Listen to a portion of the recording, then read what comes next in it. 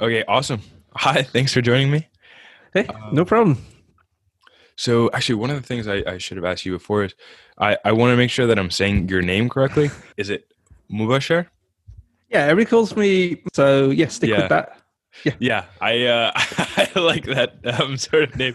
I remember when I emailed you, your email was I should say what it was, but just your Oh no, website no, was that's just fine. It's actually on mubs.me. the website. Yeah, it's me at hubs.me. So Yeah, I thought that was a fantastic email.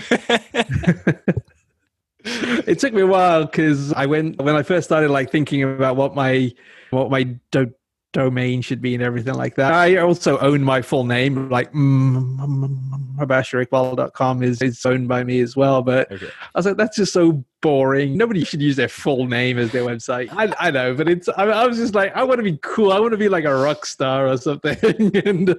And yeah, so it was a bit annoying because .com was taken. It's some like university over in England that has it, which is even stranger. Yeah. And then yeah, so I was like, what can I still do? And I was like, well, if I have me as my email address, and if it's muds.me, I thought that was pretty cool out there as well. Right. Yeah. Me at mubs.me. That is very sure. If anyone's actually people listening, people remember it, and it's really easy to remember as well. So that's good. that's perfect. That's perfect. Yeah. Yeah. I started a personal blog over the summer. So immediately I was like, what domain should I get? So I get rajithkhanna.com. And so rajithkhanna.com is not, it doesn't have the same ring to it. Right. Yeah. That's fine. I'll have to see if me at rajith.me is available. That's something, it's a little note for after. Yep. So yeah, awesome. Really appreciate you doing this. And so one of the things that really stuck out to me when I was starting to research people or research this shift that I mentioned to you before of people leveraging the internet to create online. And also the best phrase I've heard for it is called maximizing weirdness. Whatever thing is weird about you that you can't explore in real life or just in the people that are local to you, you can certainly find a place for it on the internet. So I'm just wondering, I guess my first question is, how does the internet allow you to maximize your weirdness? I think first of all, it's kind of an intro 20 or 30 years. It just seems to happen over. If you look back through history, this change, I guess you could call it, happens, right? Like, because I just kind of, as you were talking, I was thinking about what happened right when I started university, when I was about to graduate from, so I went to college, I went to university in England. I started in 1992 and I graduated in 1996. And right then was when this new thing just came out, like this internet thing was like opening up to non-educational environments, was opening up to people in general and to companies around the world, even though the internet itself has existed since the 1960s or so. It was primarily a education and research tool, but in 1995 it was starting to open up and become something that anybody could connect to and become a part of. And so that was for me when that this kind of becoming weird and finding your weird and embracing your weird really started for me, because all of a sudden I found that yeah, at that point you can literally connect to anybody in the world. And it was primarily by email at that point. Anybody could get online, anybody could have a way to connect with other people online. And obviously now with the internet where it is now, it's obviously evolved a lot since then as well. And it's a lot easier for people to put content out there as well. So it's not just that you're available online, you can actually share your thoughts, your beliefs, your interests, and actually not just read what other people are thinking, but actually share what you're thinking as well. And I think that's the shift over the last few years. I think that's really taken hold. I think is that because the technical barriers to sharing your content and sharing your thoughts and to actually earn money as well online have just shrunk and shrunk, that people are making that shift a lot faster and a lot more eagerly as well. Hmm. Hmm. And part of me wonders, I didn't mention this to you before, but part of me just wonders, there's this shift towards independent creators. People go from maybe writing at the New York Times and they start a Substack or something like that. And so I'm just wondering maybe what your thoughts on are. There seems to be a crisis of trust in, my country in the US, but also just around the world. Mhm. And so I'm wondering if part of that you talked about it happened 20 or 30 years ago. And I'm just wondering if this is a process of just the faith in our established institutions is low. And that's why people are trying to go local to people that they can know and get to know more easily and trust. I think that's part of that. Part of it's just people have realized that you don't get a job now and have it for the rest of your life. I know when my parents were growing up, they got a job out of school, high school, whatever, and they worked at that one company for their whole life almost, it looked like. And I think increasingly people have realized that there's no loyalty from either side, really. People quit jobs and work somewhere else because they're going to make more money. Companies will cut divisions, or they'll cut employees because they're having a tough quarter or whatever. And I think also people are coming to realize that having the flexibility and freedom of being able to work for yourself and being able to do things on your own schedule without the sort of overlords, as it were, watching over you, telling you what to do and when to do it. Yes, you make a little bit less money, but to be able to do the things that you want to do when you want to do them is actually quite a valuable thing. That was one of the things that really drew me to working from home. And obviously there's a lot of people in the middle of the pandemic who started working from home. I've been doing it for 20 years now. I started my first remote job working from home was in the July of 2000. And it wasn't really a choice that I made at the time. It was just something that happened. It wasn't like something I really sought out, because in the summer of 2000, nobody thought it was ever going to be a thing. But yeah, as I started that job and I looked for future jobs in the past, sort of after that as well, I realized, wow, this just being able to set my own schedule, being able to do what I want to do when I want to do it, and not be worried about being tied to a screen 8 hours a day continuously just because I'm in an office and people expect me to be in the office. I don't have to do that anymore. Mm-hmm. And so I think that for me was that freedom of being able to have my own schedule and be involved in my life how I wanted to be involved in my life, rather than how my job told me I had to be involved in my life.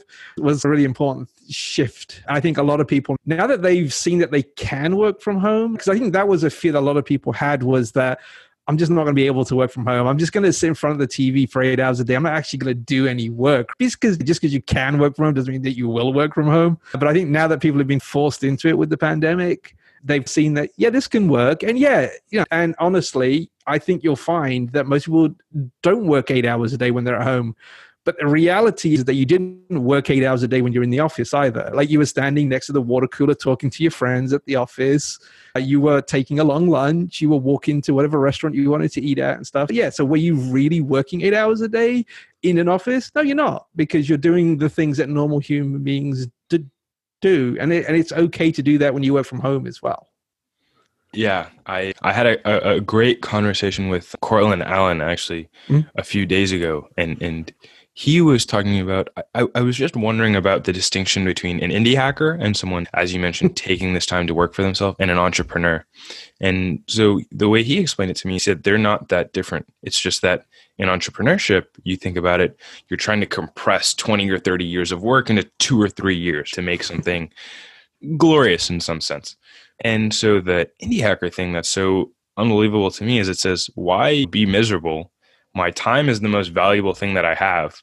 Let me just take control of my time and build something steadily and answer the questions I want to answer.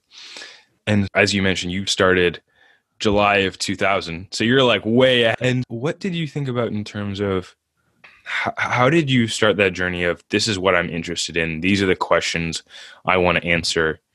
And then when did you make that shift towards actually answering those questions? I think I've always been somewhat curious. I started coding when I was 8 years old, and it wasn't something that somebody forced me to do, or somebody said, oh, you need to learn to code. This was back in 1982-ish. I don't know exactly when I started because I was only 8 years old. Yeah, we had a computer in the house, and my siblings would play on it. I would play on it more. Eventually I got bored of what we had, like in terms of you only can play the same game so many times, and so you just start playing it. You have this box here that you can type things into, and you can make it do stuff.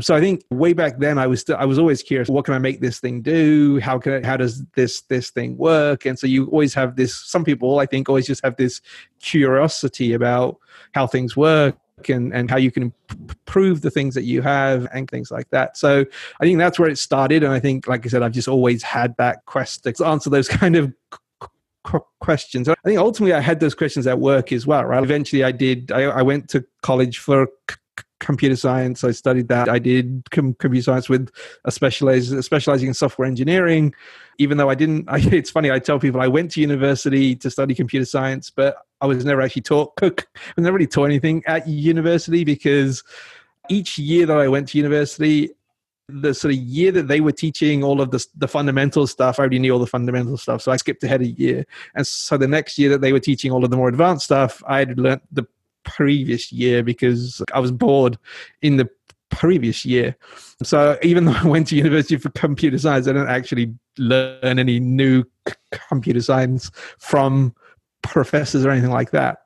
And so I think, like I said, some people just have this curiosity about answering questions that they see in the world around them. And I think once I entered the workforce, it was the same. Like and I think that was one of the reasons I really loved working at startups, was that they give you the freedom to answer whatever question that you want as well. When you work for a big, large company, you're basically told what to do of every minute of every day. And working for a startup, you're basically told, look, this is what we're trying to do. Figure out the best way to do this thing. And so you get to really open your mind up and answer the question. Yeah, this is what we think we're trying to do, but really, what's the best way to do that? What's the one question that we can ask and answer that will achieve that? And I think once I went through a couple of startups, I got to the point where I had so many questions in my mind that using weekends and evenings, I was answering those questions as well. And it would just so happen that I wasn't answering those questions for work anymore. It was just, now I could build a website that answers this particular question instead of being focused on what I have to do at work as well. I think I built my first side project in 2001. I think it was like January or June of 2001 was when I started working on my first side project. So again, starting a trend early, I think, but yeah. Right. And one of the things I'm interested in too, so you started this in 2001 and you're still creating things now. How has the process changed? I'm assuming it's gotten easier to put things out there. What did it look like in 2001 compared to now? Much easier. Yeah, absolutely. No, obviously technology's changed. All the software that we use, all the tools that we use has changed. Hosting the actual sites and things has got much easier as well. You used to actually have to buy hardware and put it into hosting facilities and manage it and run it yourself. Oh. Yeah. And then it got to the point where you could have a kind of a shared hosting. And now you've got to the point where we got virtual private servers and things. And now you've got cloud hosting as well, where you basically don't own anything anymore. You're just renting space on somebody else's hardware and stuff. And there's a bunch of tools that just make that really easy in terms of managing all the bits, in terms of the web server and the database server and all the other parts of putting and sort of application together. It used to take days, if not weeks, to go from having a functioning piece of software and then being able to put it up somewhere, because you would have to order hardware and do all of these kind of things. Nowadays, you can literally have an idea. I've gone to the point where I've gone from idea to having a live site in under 2 hours. Yeah, things have changed a lot. Deploy to Netlify. Yeah. Yeah, it takes minutes now. If you want to build a simple landing page or something like that, it's just ridiculous how easy it is now. Yeah.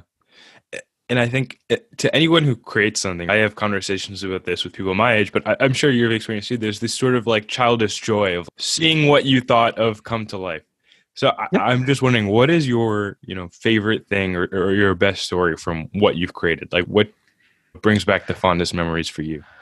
No, I obviously I built a lot of things over the years, both for work and just side projects. I built things. I can't say for who.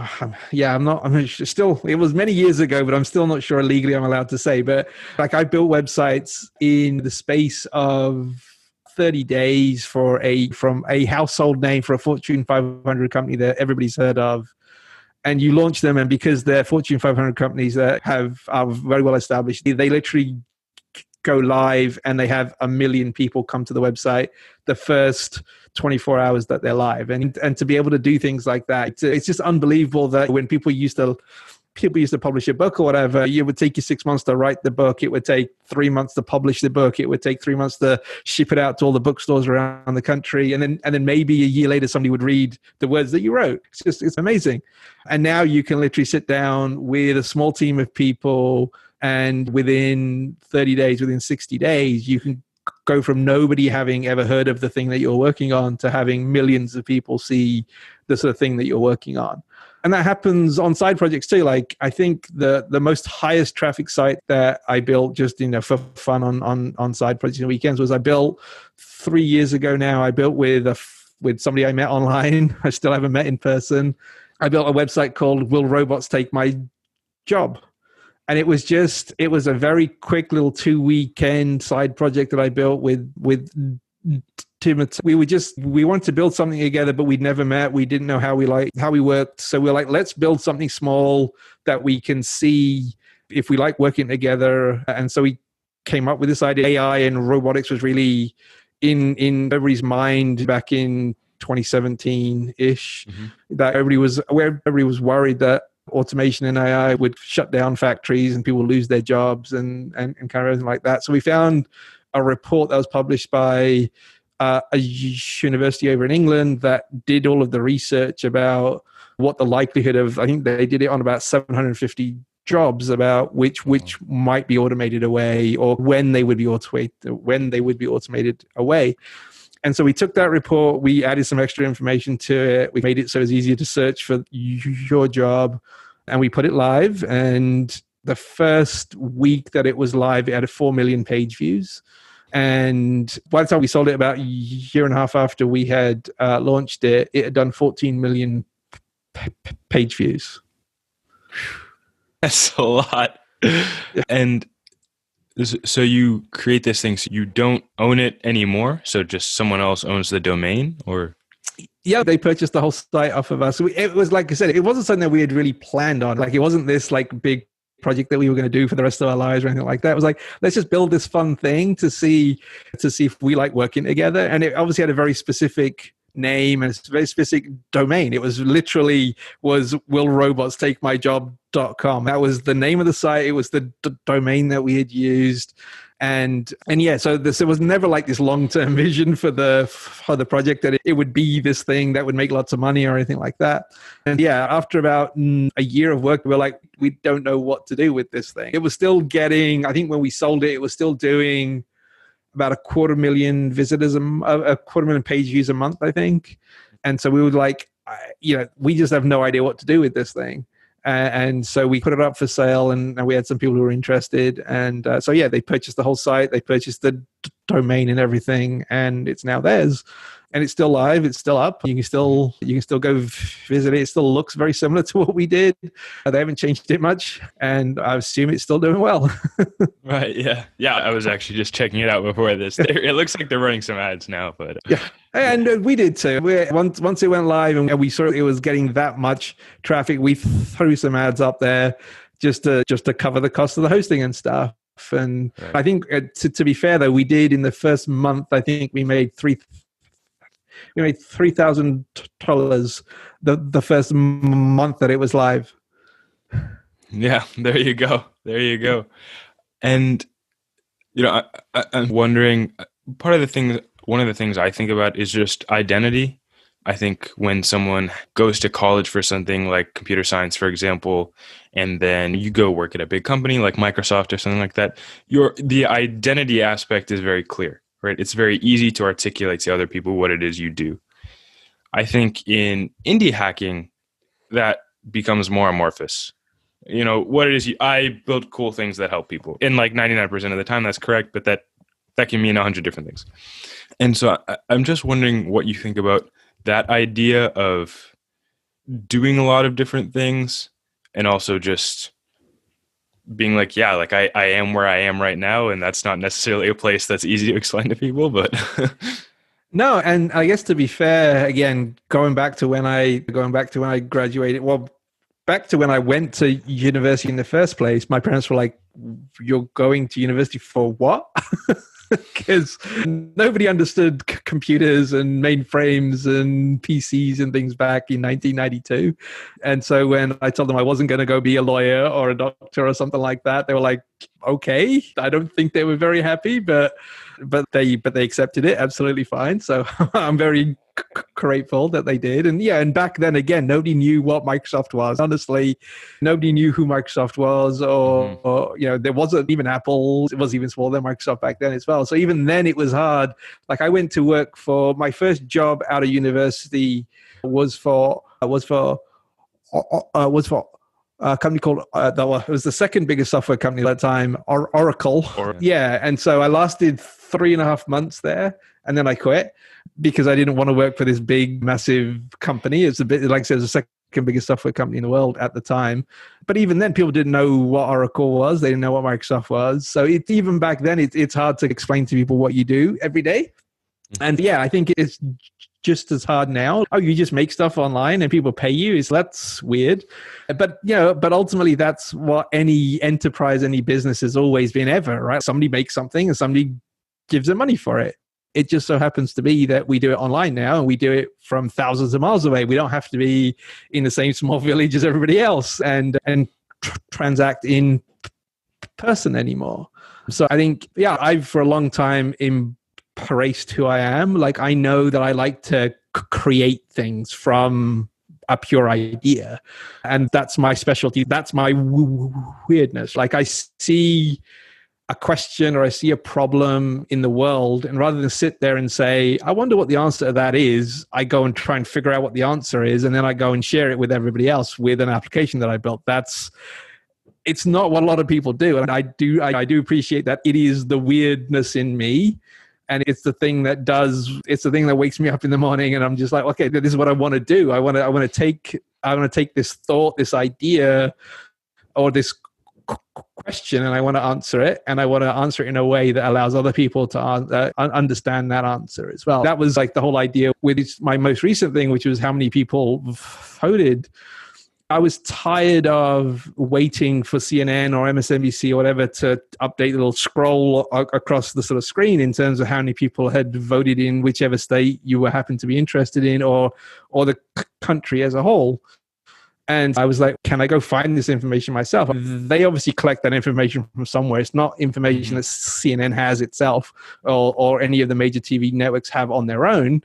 It's all coming from each of the states, shares that information some way, somehow, and it all gets aggregated together, and then it gets shared out over the internet. So I was like, well, if they're doing that, if they're collecting that information, I can too. And so I did. And that I went from an idea, the website answering the very, very simple, basic question of how many people had voted in the 2020 election, took me about 2 hours to build, and I had it live. But then, that wasn't the end of the question, right? Like it was, okay, how does it split? How does it break down per state? How does that compare to 2016? How does that compare to 2012? How does that compare to 2008 as well? So all questions that I felt needed to be answered. I thought other people would find the answer interesting as well. And so that turned into that particular site.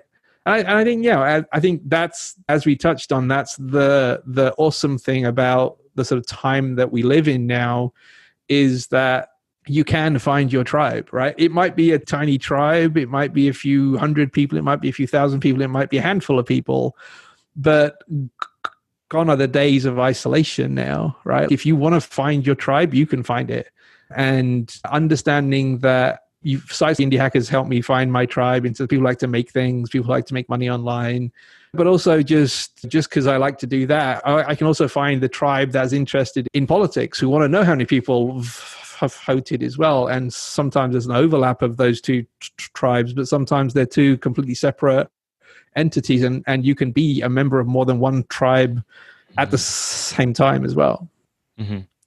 And that's such a great point, because I think Cortland's made the same thing. Is if you are interested in something that 1 in a million people are interested in, chances are that's not going to be in your town unless your town has a massive number of people. But if you look globally, there's 15,000 people that are probably interested in that same thing, and that's not a negligible number of people. And it's just so incredible to me that you have this process of just I'm interested in this thing. Okay, let's, just go do it. And so I'm wondering, wait, are you having trouble hearing me? My audio is like sounding weird to No, me on my end. Oh, okay, okay. absolutely fine. Yeah. Okay. I'm sounding super staticky in my own head, but I'm wondering if you have any insight into if you were always that way, or if just what it is that really drives you to put things out there. I think the power of just putting something out there is so great, especially in this time, because people can interact with it. You can get feedback on it. You can collaborate with other people. And it's definitely something that I try to get better at. And I think about a lot is that how can I get from idea to something that's shareable and out there? Yeah, I think the thing that I mean, one, I'm fortunate in that I've been doing this for a lot longer than other people have. That I feel like nowadays there's a lot of pressure on people that it's not just a fun side thing anymore. Like it's a side hustle now, and it's not just something that people do because they can do it and just because they want to do it. Now it's just you've got to do it, but it's got to replace your job, and it's got to make more money than you were making at your last job. And there's a lot of pressure on people, I think, that wasn't there when I started. It was something I purely did for fun in weekends and evenings because I liked my job. I've got a curious mind and I like answering questions. And if I like answering these questions, other people want to know the answer to these questions as well. Like the first two websites that I built, and again, this is going back to 2001. One was to do with football and soccer at the time. So again, this is going back to 2001. Nowadays, there's a million websites out there that will tell you scores of matches and who beat who and what the next fixture is and all that kind of stuff. And you're like, that's easy to get online. Yes, it is. In 2001, it was incredibly hard to find that information online. And so I answered that question online. And again, one of the things that I built, again, this is in 2001. And you're like, again, there's like a TV guide. There's like a bazillion ways to know what episodes are coming on next of your favorite TV show. Is it going to be a new episode next week? Or is it going to be a rerun next week? Or are they skipping next week because it's a holiday? Like, when is the next episode of my favorite show be online? Oh, be on TV? And again, in 2020, you've got apps on your phone now and a million websites that will tell you all of that information. In 2001, not so much. Not even TV Guide was really online. You had to go to the cable TV and find the guide there, or you had to buy the TV Guide and look through it. But yeah, so going back to, obviously, like I said, when I got started, it was much easier to solve problems because they just weren't solved online. And so nowadays, I think people put too much pressure on them just because there's more competition out there already. So the bar is raised in terms of the sort of things that you have to do just to get to the same level. People want to build the next Facebook, or they want to build the next whatever. I've never really thought about it like that. Like in terms of I've never wanted to. My first job was at a really big company, and I decided I didn't want to work at really big companies. So I never ever really wanted to build a really big company either. And the way that I've always approached it is that people have hobbies, right? Like people have a job that they like and they go work 8 to 6, 9 to 5, whatever their hours are, it doesn't really matter. And they go do that job, and then they come home and they do something for fun, right? Whether that's working in the garden, whether that's working on their car, or they've got some classic car that they're restoring, or they like to do woodwork and they're making a fancy armoire or a table or whatever. It just so happens that I go to work, I build a website for a client or a startup that I'm working at or whatever. And then in my case, I'm still home because I don't actually leave home to go work. But once my work day's over, I like to build websites. And I know it's weird, but that's it, right? It's my hobby as well as my job, and I get paid to do my job, and sometimes I get paid to do my hobby as well. And but I think as long as people, I think that's how most things start, and most things that are that are taking over the world start off like that. Like if you go back to the sort of origins of Facebook. Mm-hmm. Seeing pictures of your class online, nobody ever thought that was going to make any money. Like it was just something fun that Mark Zuckerberg wanted to do. And it was a fun thing that he did as a hobby. He wanted to build a cool website. He would make himself a little bit more popular within his school. But it wasn't this thing that was going to have 2 billion people on it and make billions of $100. It was just something fun that just continued to grow and evolve and became something much larger. I think if you start all of your projects like that, it's a much more likelihood that they'll succeed. And it's also much more likely that you'll actually finish them and that you actually launch them as well. And when I say finish, that's the other thing I think that I try to get away from as well. You never finish software, right? Like you always get to the point where you want to share it with other people, but then you just continue to work on it because it's never finished, because you're always adding new features. You're always making it do things. You're fixing bugs or whatever it is, but you're always working on it after that too. And I think people always get stuck in this idea that, I've got to get to launch and then I'm finished. But Right. but the reality is that you're never finished. Yeah, I've had that small thing with certain little things that I've just done in the past, and it's so you show it to someone. In my case, I show it to my family, and they're just like, "Why can't it do this?" And I'm like, "Oh man, like, let's see if I can figure this out now." Just out of curiosity, do you have an EPL team that you follow? That's your team? Oh yeah. I grew up in England since I was about 7 years old. I've been a fan of Liverpool. Ah, there we go. There we go. I had the opportunity. This isn't related at all to what I said we talk about, but I had the opportunity to go to Anfield 2 years ago, and it was so funny because there were like Liverpool fans and Everton fans like showing us the city, and Liverpool is beautiful. But it was just so funny because the Everton fans would roast. A couple of my friends were with me, and they're like huge Liverpool fans. They would just roast the Liverpool fans, like, "Oh, like all your fans bring passports to the games and stuff like that." Yeah, that's one of the things I'm growing up in England. When the sports rivalries that you have are literally people who live across the street from you, right? Like even here, when you got the New York Yankees and the Mets and stuff in MLB, they live in different boroughs of the city. Yeah, it's not the same place. Versus Liverpool and Everton, it's literally people live on the same street. One half is Liverpool fan, one half is Everton fan. That's the kind of rivalry that you can't get in a country the size of the United States, unfortunately. Yeah, we're at Anfield, and they're like, "Oh, there's this garden shed with no trophies over there." And they're just because Everton, Liverpool and Liverpool Stadium and Everton Stadium are about 1 mile apart.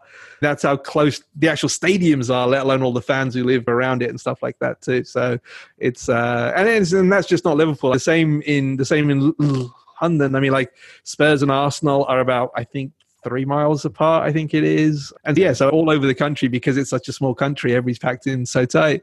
The sort of rivalries that you get are just so amazing. Yeah, I love that. So going back to what we were talking about before, gosh, okay,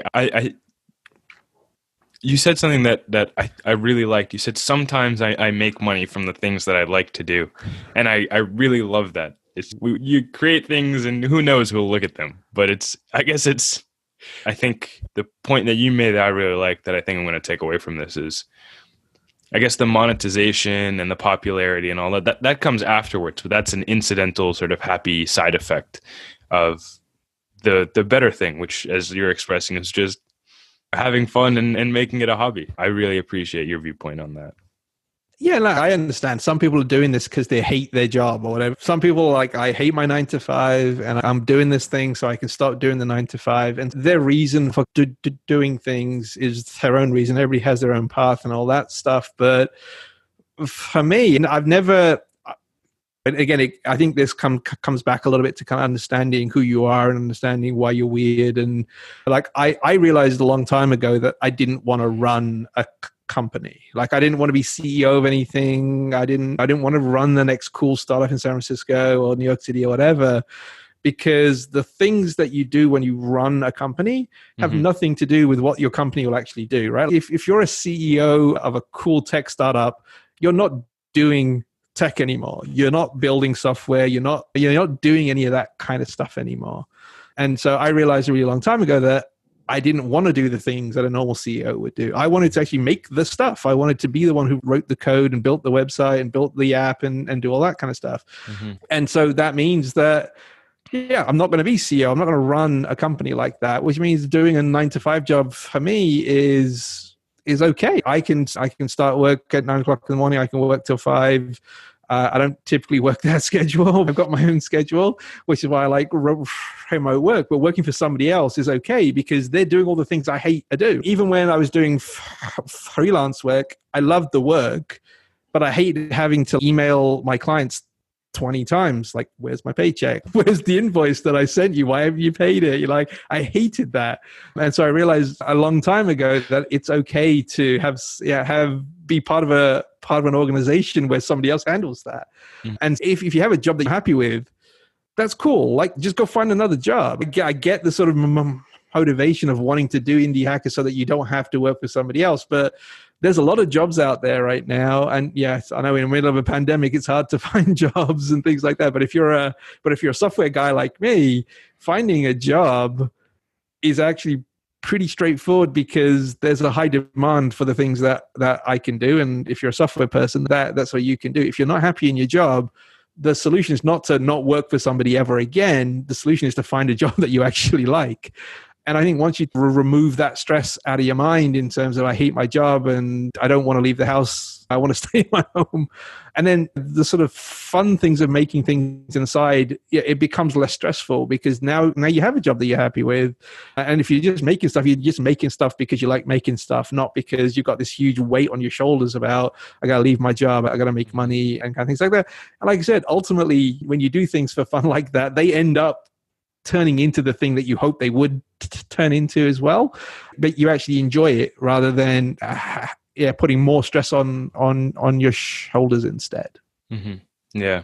I had an advisor at school who told me that no one gets into technology or startups to be a CEO. You do it because you're interested in solving problems, and that's what you're getting at too. And so you have this ability. Part of the thing I want to talk about now and give you a chance to talk about is just lifestyle design. And so you have a chance to not only pursue the questions that you're passionate about, but also design your own schedule, focus on and spend times and cultivate the things you're interested in. And it gets back to, I think I've talked about it with other people, is just being multivariate, right? And doing all the different things you like to do, because then you're not pinned down by, okay, I'm Mubs and I do software. Obviously that's great, but then just this aspect of freedom that I think is really appealing to a lot of indie hackers specifically. And so I'm just wondering about what have been the most positive benefits for you feel, designing your life this way, and what sort of lessons that you would take away from the experience. Yeah, it's funny because when I do speak to people who I met online and stuff, one of the big questions that they always have for me is, Mubs, you're creator building stuff. Like, why are you living in upstate New York, miles away from anybody else? Why aren't you in San Francisco with all of the other cool tech startups and stuff? And my simple answer to that question is, I don't want that lifestyle, right? Like, I don't want to be crammed into a 2-bedroom apartment with my 2 kids and my wife. I'd much rather have a 4-bedroom house in the suburbs. And that was a choice that I made. My father worked really long hours. He would leave home at 7 o'clock in the morning, wouldn't come home until 7 o'clock at night. And I didn't see my dad a lot when I was growing up and stuff like that. And I understand that was the only option that he had in terms of how he could work. And so when it came down to me starting a family, and so I made that choice. It was like I didn't want to I didn't want to go live in a big city. I didn't want to have to get on the subway every morning and leave the house at 8 o'clock and not come home till 8 o'clock at night and not see my kids. So that was a choice that I made. And one of the reasons I'm up here is I was able to have a very flexible schedule. I was able to attend all of the things that my kids do at school in terms of music and performances and all that kind of stuff. And also just because they were upstairs and I was working from down here, I was able to be around for first steps and kids losing teeth and all the things that kids do as they're growing up as well. And so that to me has been a sort of huge advantage of being able to work from home and being an indie hacker, but also having a job, but a job that I was able to get some flexibility from. I didn't have to be in an office. I could set my own schedule. I could take the kids to the doctors when they were sick and do all of those kind of things as well. Yeah, it's been amazing. And 10 years ago, 15 years ago, 15 years earlier, I should say, that wouldn't have been possible. Just technology wasn't there to enable that kind of work. And I'm just hoping that it seems like more and more people are actually taking that opportunity to build the kind of lifestyle that they want.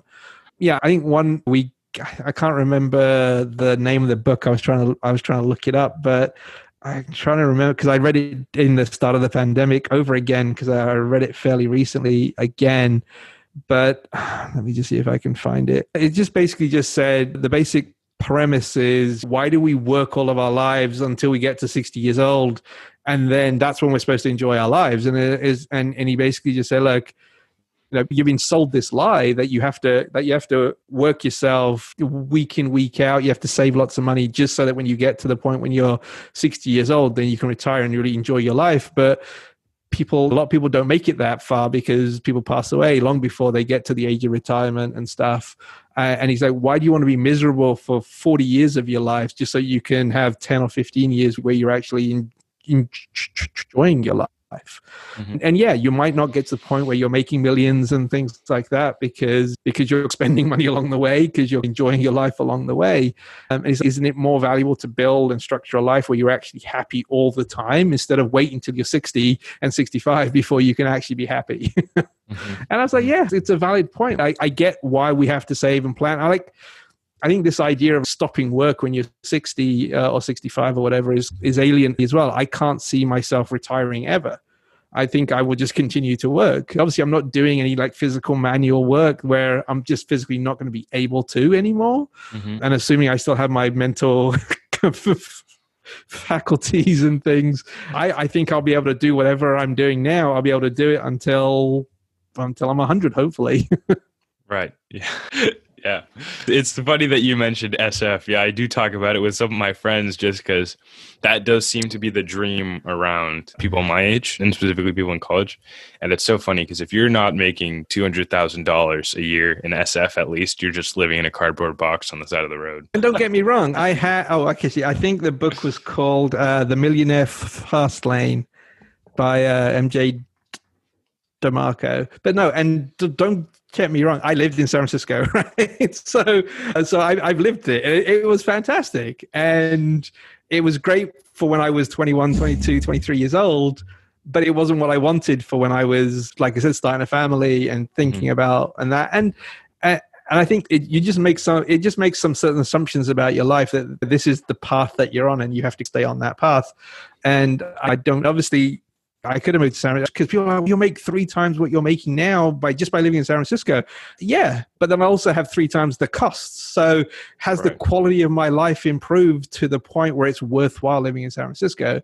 And I was like, I might be able to work for years and then retire. That was like the sort of vision, right? Like that you'll go work for a cool startup, you'll make lots of money, and then you can stop working. I was like, 1, I don't want to stop working. And 2, I don't want to live this crazy, insane life for a few years just so that I can then stop working.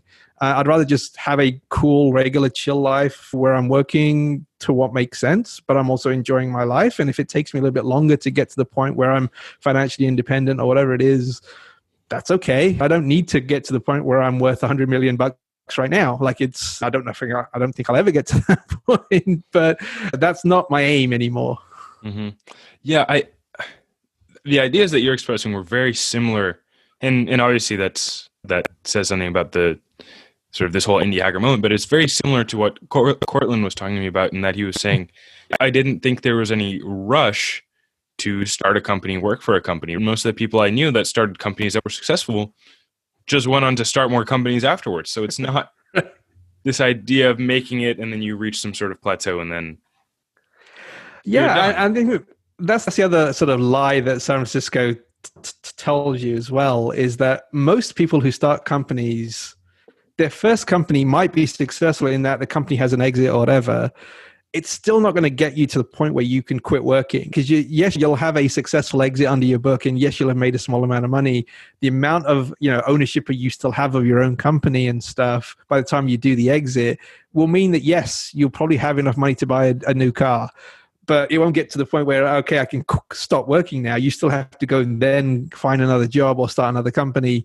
And hopefully your second or third, startup that you sell, that's the one that will actually make you a lot of money. And maybe you can quit. But the likelihood is that first one probably took you 5 or 6 years. The second one will probably still take you 5 or 6 years as well. So really, you're spending 10, 15 years of your life with this dream of making something. Yeah. And not really yeah, you may enjoy your life because that's what you want to do in terms of like, I want to just build this massive startup or whatever. But really, are you enjoying your life? Are you enjoying the people around you? Are you enjoying your family? Probably not, because you don't see them often enough.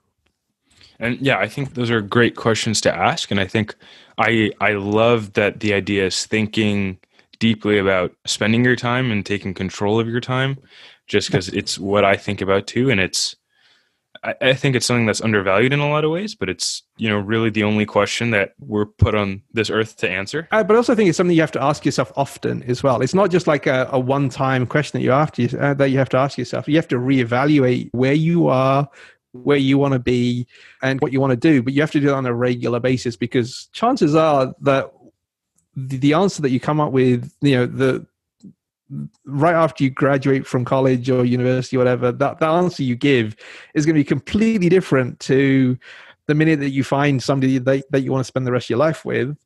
And the minute that you find out you've got a kid, chances are that, what your outlook on life is and how you want to live your life is going to change often. And you can't just assume that just because you answered that question once when you were 21, that you're going to have the same answer when you're 31 and 41 and 51 as well. Yeah.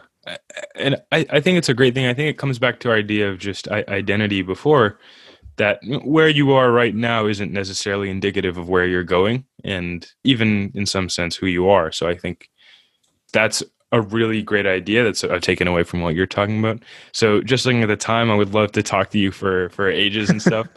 But there's always one question that I like to ask people at the end. And so I just want to preface it with that I'm wondering what makes you the most hopeful and excited in your own life, and maybe just for the world in general too. What makes you the most hopeful, but also, yeah. Yeah, no, I think ultimately I always go back to, at the end of the day, I can only control what I can control. And I don't put too much stock in where the world is headed, because I think to some degree that's outside of our control. But I'm always hopeful that I think ultimately we do all want the same things. Sometimes we get a little bit distracted with things, but I think as the 7, 8, 9 million billion people that there are on this planet, I think most of us want the same thing in terms of peace and health and prosperity and sort of all those kind of things. And I think as long as we all want the same things, I think we can I think it makes it easier to achieve those things. And I think that to me is always the sort of hope. As long as everybody's still striving in the same direction to get the same things, then we can achieve it. If we're all trying to do the complete opposite, then yeah, it becomes much harder to do it. But I don't think that's actually the case at all. And I think that's the thing that, even with this election that we've had, which direction do we want to take the sort of country and stuff? I think regardless of who had won the election, yes, the person in charge at the top would have changed. But I think if we just remember that at the core, we do want the same things, and we might take a slightly windy path to arrive at that thing, at that outcome. We do. I think there's lots of hope that we will achieve it as well. So yeah, so hopefully longer term, it's not really going to make a huge difference who's president of this particular country that we happen to live in. Mm-hmm. And it's something that's been causing a lot of stress and anxiety. And it's so funny because I interviewed someone from Europe 2 weeks ago, and he told me, or not 2 weeks ago, gosh, it feels like ages ago. But anyway, maybe it was 2 weeks ago, actually. But then he told me, he said, I've been waking up at 2 a.m. to check my phone, to check the results of the US. Yeah, yes, like I said, obviously it's important who's in charge, because that sets like the overall tone of where we live and who we are and stuff. Like I said, at the end of the day, I think as a country, as a society, we still want the same things. Yes, there might be some weird person on top saying some weird things that we don't like to hear, but as a people, I think we still want the same things, and I think that's always the hope. And I think more than just in this country, I think more and more people on the planet want the same things. It's not like we're having this Cold War anymore, where there's half the people want communism and half the people want capitalism. The whole world has come to the understanding that capitalism, some form or other, is what the world needs to be, a sort of thriving place. And I think since most of the people want that, I think it will happen, and it's just a matter of time as to when that will happen. Mm-hmm. And yeah, hopefully that we all end up driving towards that same goal. And I think that a lot of the trends that we're talking about are making it more possible for people around the world to get Yeah. in on this larger. Yeah, I mean, I guess just finally, yeah, just what in terms of like personal life and stuff. I think I've always been a big fan of science and technology and stuff, and I'm grateful and very hopeful that it's shown with the speed that they've able to being able to create the vaccines that we need to be able to combat the sort of pandemic that we're in. That technology is getting to the point now where yes, it's always had a huge impact on our lives, but I think increasingly people are going to see a more immediate kind of effect of just having people having technology available to everybody, that it's going to improve everybody's lives as well. So I think, yeah, so that I think that's the thing that I think ultimately that's the thing that's always been in the back of my mind. Like, why did I pick computer science and stuff? Because just because I saw the sort of advantages of embracing that sort of technology and what impact it could have. And yeah, I know it's a very specialized science and not a lot of people wouldn't call it science at all, but I think science and technology as a whole, I mean, like the people making the vaccines and things wouldn't be able to do the things that they're able to do without the sort of software and the tools that they've used to turn around this stuff in amazingly short amount of time. Mm-hmm. It's certainly something to be hopeful for. And yeah, I think you're right. I think just the idea of algorithms in general that underpins pretty much everything that we do is so useful in so many other industries too. Yeah. Thank you so much, Mose, for talking to me. I really appreciate it. I think, I so much of what you said is really helpful in just thinking about what it means to be a creator, what it means to take control of your time, but also what it means to engage and just being an example of creating and just being curious and answering questions. So I find that really helpful and I really appreciate it. No problem. Yeah, I'm happy to. Yeah, it's funny. I never set out to be an example to other people or anything like that. But yeah, so over the years, I've spoken to a lot of people and people have told me that I'm inspiring and stuff. And I'm like, that wasn't what I was aiming for. But if it helps other people make things and create things, then I'm happy to be a part of their journey as well. Okay. Thanks so much. And yeah, certainly a big part of mine. And, I'll hopefully send you a copy of the book when it's all said and done. But yeah, really appreciate it. Take care. Absolutely. Would love to. All right. Thank you very much.